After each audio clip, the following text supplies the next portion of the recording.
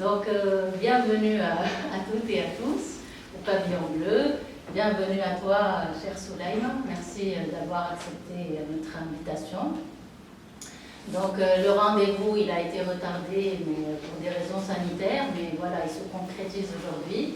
D'ailleurs, toutes les activités du Pavillon Bleu ont été retardées. Mais on a prévu, donc elles vont reprendre à partir d'aujourd'hui, on a prévu beaucoup d'événements qui vont suivre. Donc je vous incite à aller voir notre page du Pavillon Bleu pour suivre un petit peu la programmation qu'on a proposée. Alors, j'explique un petit peu le principe du Pavillon Bleu. Donc c'est un espace qui se situe à l'école d'architecture, à l'ENO. Donc il a été conçu un peu comme une sorte de plateforme qui abrite des conférences, des tables rondes, des expositions. Donc c'est un peu comme un lieu de partage, d'échange des idées, de discussion, etc. L'idée, elle a été initiée par notre cher collègue, donc Narges Abdani, ici présente, et avec l'aide d'Indigo Club et sa présidente, donc Eya. Et donc c'est un collectif d'étudiants qui sont toujours sur le pied de guerre, qui sont là avec nous pour gérer l'espace. Donc aujourd'hui, on va inaugurer donc notre rubrique qui s'intitule Un architecte neuf. Avec vous, donc Soulaïm Foulati. Donc Soulaïm, vous êtes architecte des PLG. Vous avez fait vos études à Paris et vous êtes rentré en Tunisie pour fonder votre agence à Tunis en 2009, je pense. Donc avec Malim Chraïd, qui est architecte d'intérieur. Alors,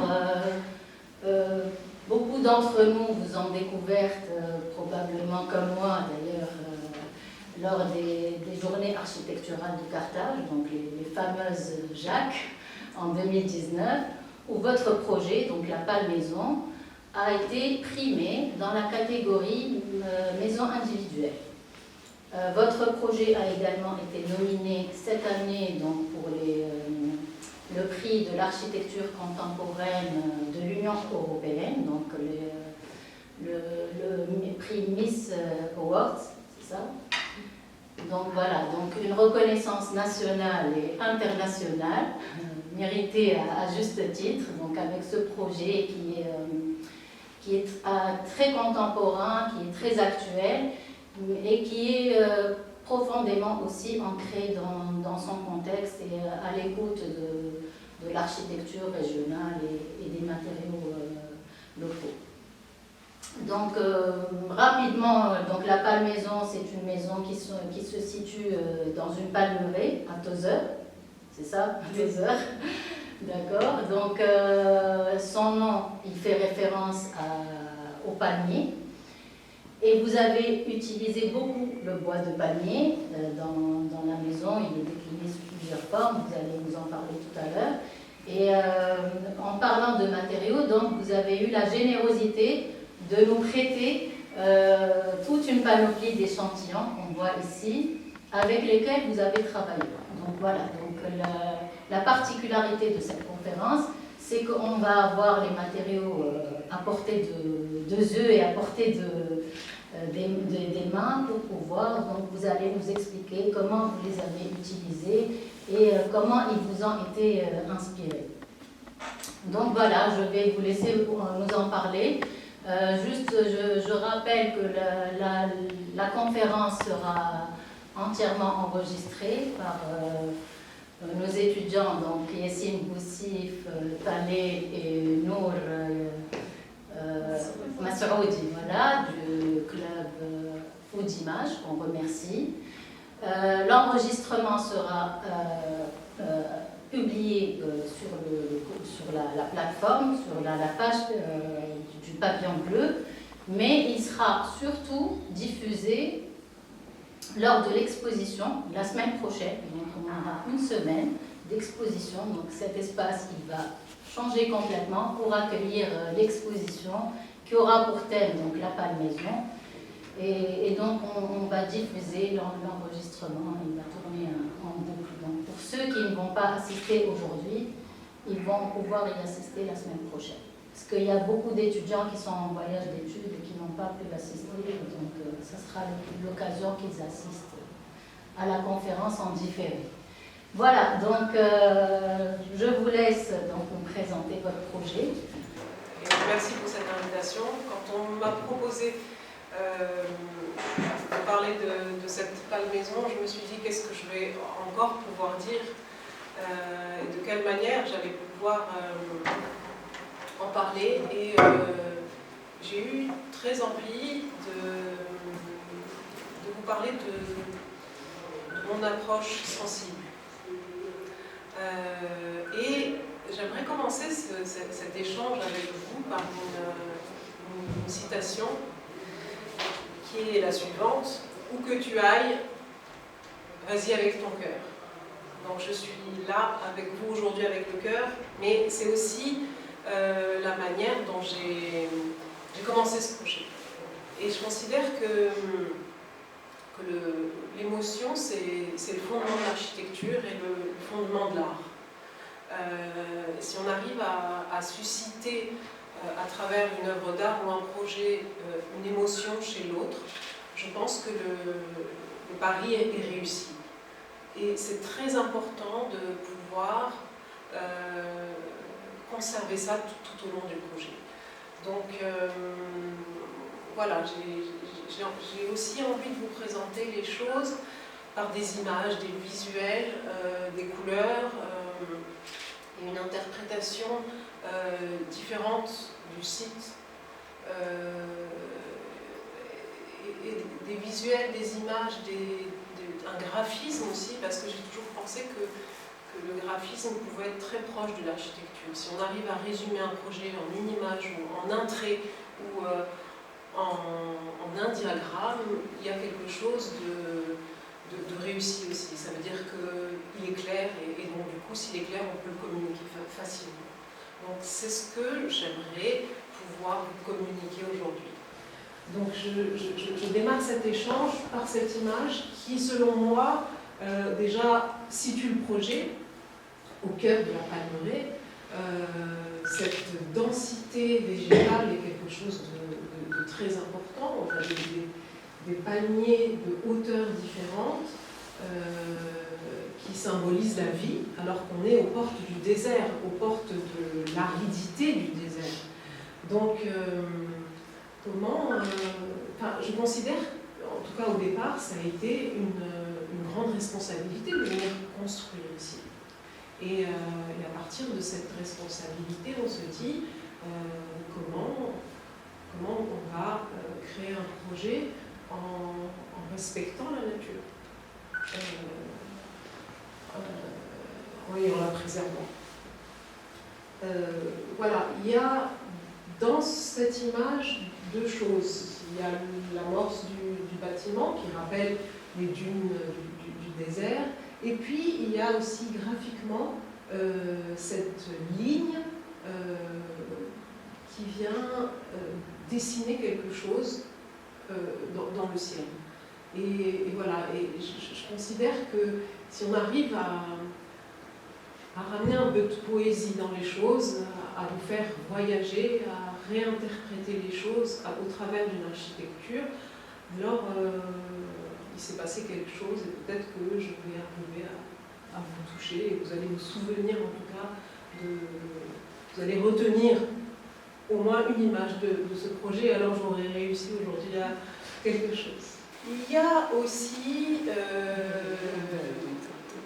dans ce lieu, dans ce paysage, dans cette région, la forte présence de la brique. Et quand on visite les briqueteries, en tout cas quand j'ai visité ces briqueteries, j'ai trouvé qu'il se passait quelque chose d'important graphiquement, qu'il était important d'utiliser ça, de pouvoir réinterpréter à la fois cette trame mais aussi cette proportion de la brique.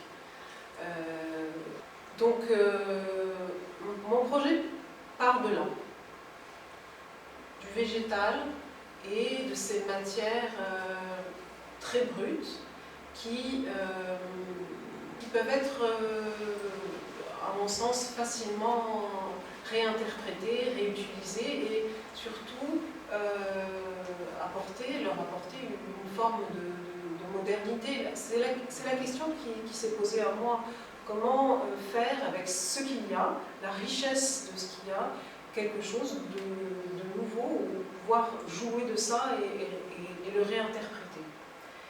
Je considère que construire, c'est aussi orienter un regard.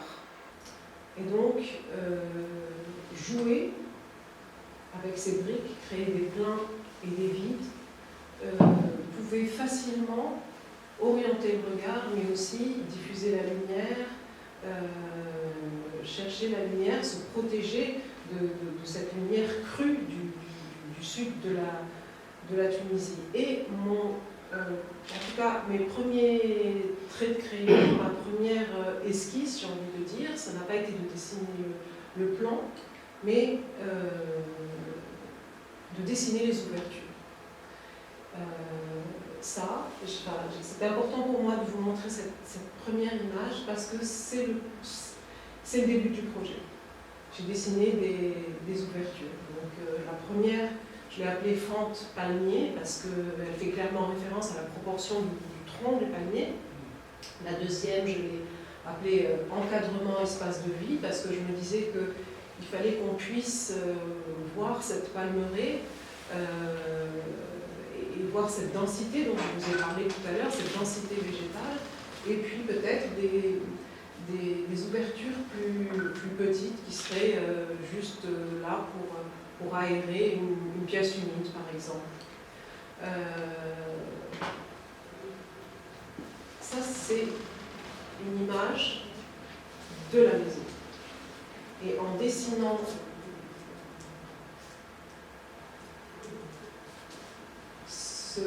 cet encadrement d'espace de vie, je pensais exactement à ça. C'est-à-dire qu'être dans l'espace de vie et pouvoir continuer à profiter du paysage que je vous ai montré lors de la première image et pouvoir contempler la nature.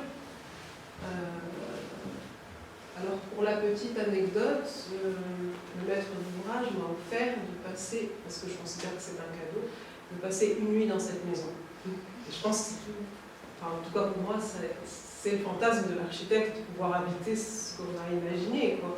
Et la première des choses que j'ai faites, c'est d'aller vérifier tout ce que j'ai dessiné. Est-ce que quand je me lève le matin du lit, je peux voir le bassin de nage? Est-ce que quand je suis assise sur le canapé, j'arrive à... et voilà, et donc j'ai revu un peu toutes ces intentions qui étaient là, et je me suis dit, bon, alors peut-être qu'il y a quelque chose de réussi dans ce document. Voilà. J'ai pour philosophie, ou en tout cas toujours cette démarche de faire avec ce qu'il y a, et avec la richesse de ce qu'il y a, de ce qui existe. Et ces deux images rapprochées montrent l'environnement immédiat du projet et une image du chantier.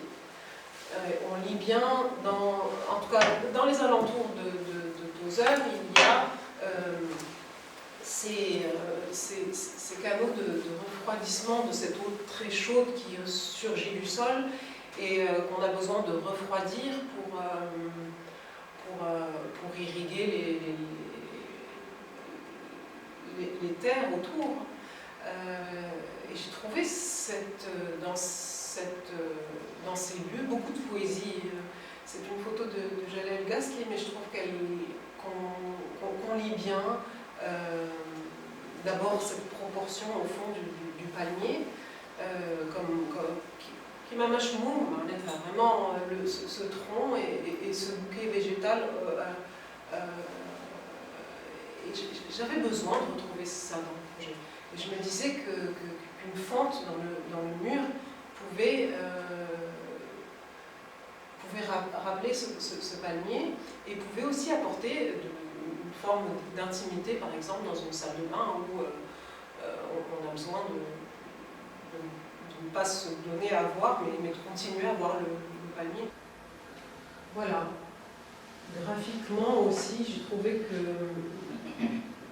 la branche de palmier, déjà par ce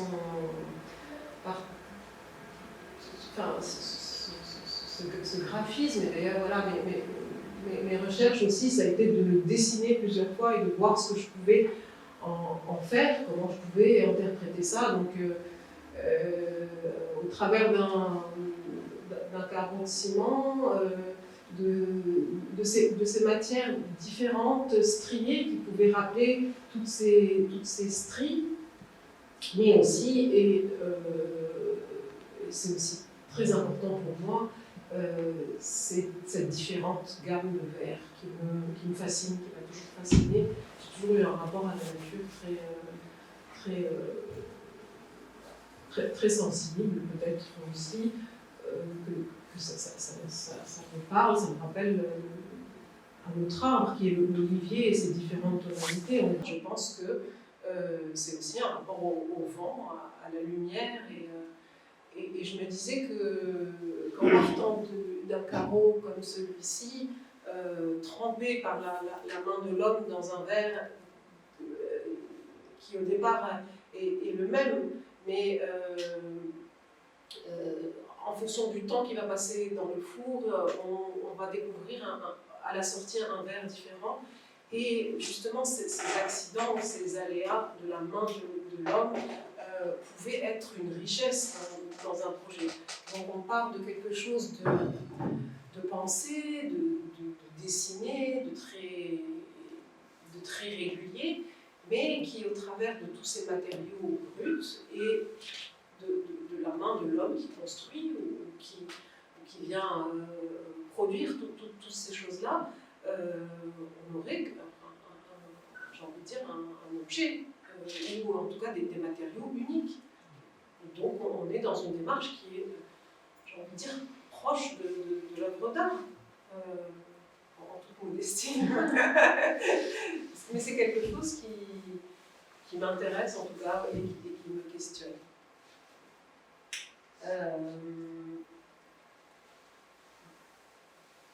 Voilà, donc toujours cet aller-retour entre ce qui est présent sur le site, c'est les tapis, les tissages, les nattes, comment partir de là et le réinterpréter sur le chantier, dans le projet.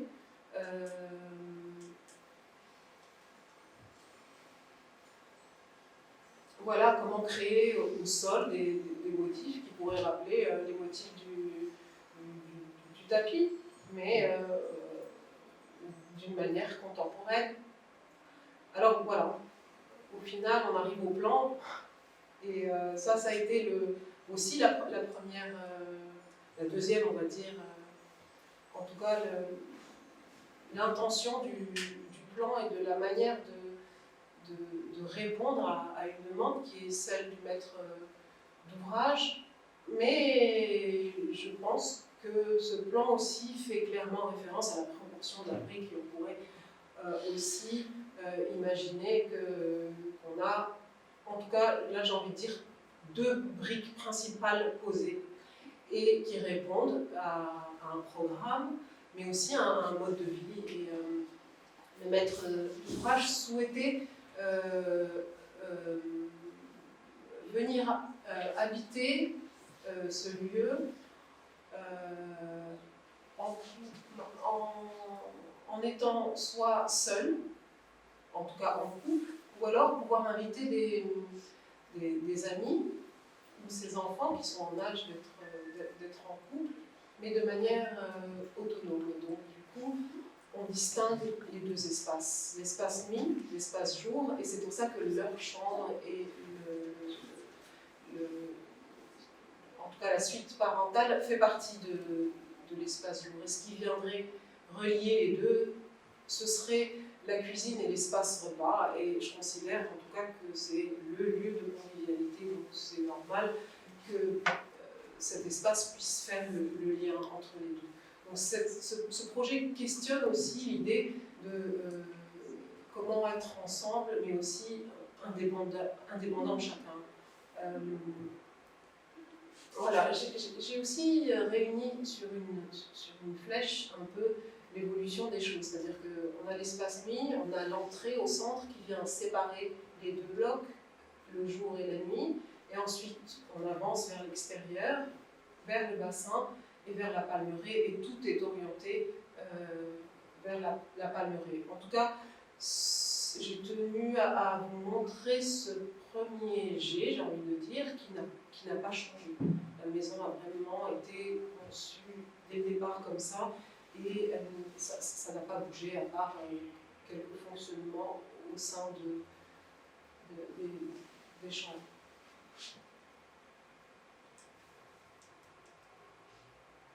Alors, une autre manière de respecter cette palmeraie, et c'est important de passer du plan à l'élévation, c'est de ne pas dépasser la hauteur du palmier.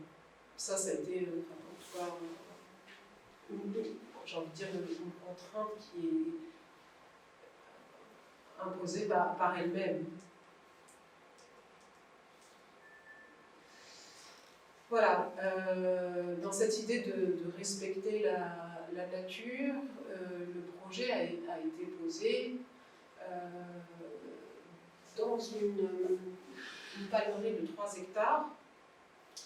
Et je ne sais pas si vous arrivez à le lire graphiquement, mais il y a une partie qui est très plantée et une autre vers la gauche qui est moins. Et le projet a été vraiment posé dans la charnière entre les deux. Parce que la partie qui est moins, en fait, c'était une partie où le sol était très salé et où la végétation ne poussait pas. Et donc, le poser là-bas, c'était aussi une manière de respecter la végétation en construisant ce projet. Et par la suite, on a décidé de drainer tout le sel et de rendre cette terre fertile et de pouvoir planter. Donc, non seulement il n'y a pas de palmiers qui ont été arrachés, mais il y a des palmiers qui ont été plantés. Ça, c'est important de le préciser. Aussi par rapport à l'orientation, on est orienté est et vers la palmeraie. Donc aussi la manière d'implanter les choses, j'ai envie de dire, c'est 2 briques est importante. Voilà, toujours en élévation, on arrive enfin, j'espère qu'on arrive à lire aussi ce dont je vous ai parlé, les 2 volumes qui sont séparés par l'entrée et aussi réunis par cet autre volume qui vient réunir les deux. Et toujours ce palmier qui reste très présent et qu'on ne dépasse pas en hauteur.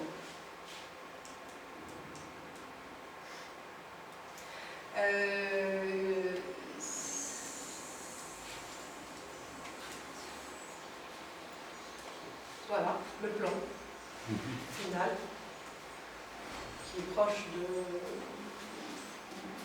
plan initial. J'en suis très heureuse parce que je considère que si dès le départ il a plu au maître d'ouvrage ou s'il n'a pas très envie de le changer, c'est qu'il y a quelque chose qui fonctionne dedans, ou en tout cas il y a quelque chose de réussi dans la réponse qu'on apporte à sa demande. La principale différence entre le premier plan et ce deuxième plan, c'est ce qui se passe au sol, et j'ai vraiment eu envie de jouer avec ce carreau d'une manière ludique, un peu comme ferait un enfant, et on vient dessiner des choses en plaçant, bon ça s'est fait sur ordinateur, mais j'ai vraiment eu l'impression de jouer au Lego. pouvoir dessiner des choses au sol. Mais je pense aussi que c'est pas venu gratuitement. J'ai puisé en moi des souvenirs, mais aussi des souvenirs visuels de tous ces tapis, de tous ces tissages. Alors on a l'habitude de mettre des tapis dans les chambres, mais moi j'ai eu envie de mettre des tapis dans les pièces humides. Et alors voilà, donc la cuisine est pavée d'un beau tapis, et toutes les salles de bain aussi. Pourquoi pas.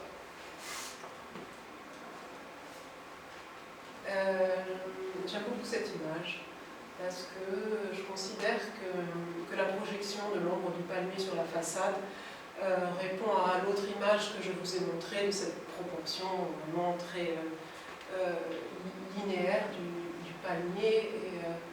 Et c'est un peu le miroir quoi, de cette fente et de ce qui se passe autour. Et au sol aussi, cette brique qui aussi rappelle la trame de la branche du palmier et le tapis qu'on pourrait avoir au sol. Les marches qui mènent vers la terrasse me rappellent aussi beaucoup graphiquement la première image que je vous ai montrée des briques posées et qui sont là. Voilà, toujours ces bassins de refroidissement. Et bien sûr, pour moi, c'était évident que le bassin de nage allait être aussi comme ça. Et j'aime bien l'idée qu'on confonde les deux peut-être.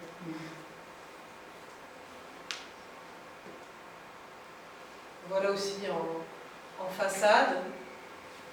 Mon premier croquis de départ qui est respecté aussi, puisque on retrouve les différentes formes, mais aussi les différents cadres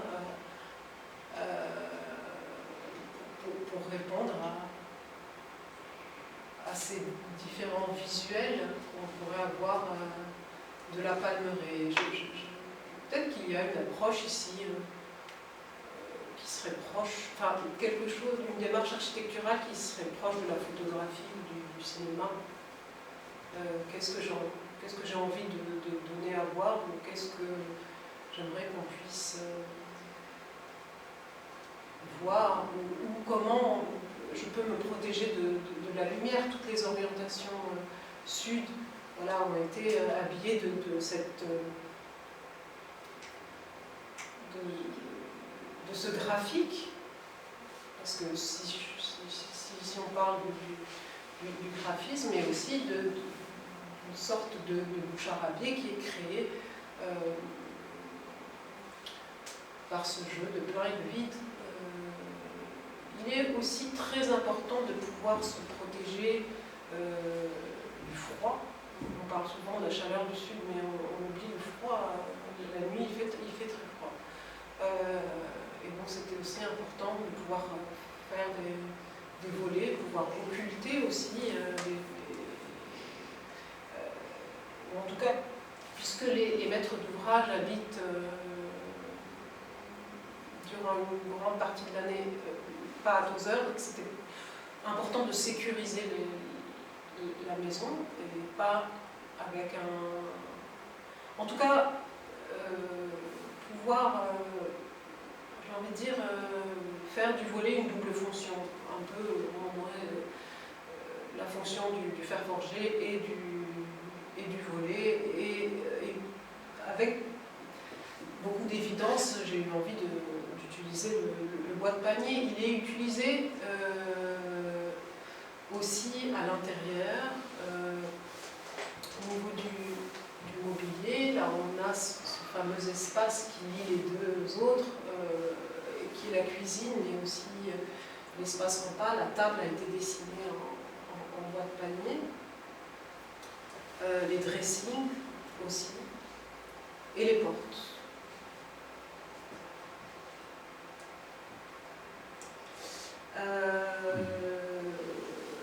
La robinetterie également, en cuivre, que ici. Et puis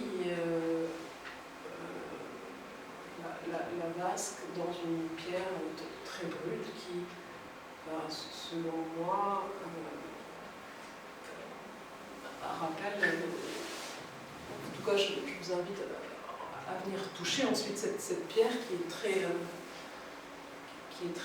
brute aussi, donc comment être en harmonie avec ce qui était déjà là et qu'on pourrait retrouver à l'intérieur de la maison et encore plus intimement dans la salle de bain.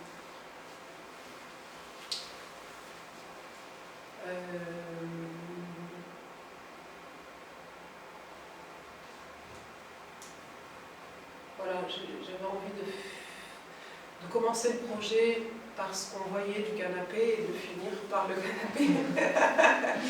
Et c'était aussi ma manière à moi de vous expliquer, ou en tout cas de vous donner une image de l'intérieur ou de la convivialité de ce lieu et de répondre à la question comment est-il possible de vivre au cœur de la nature.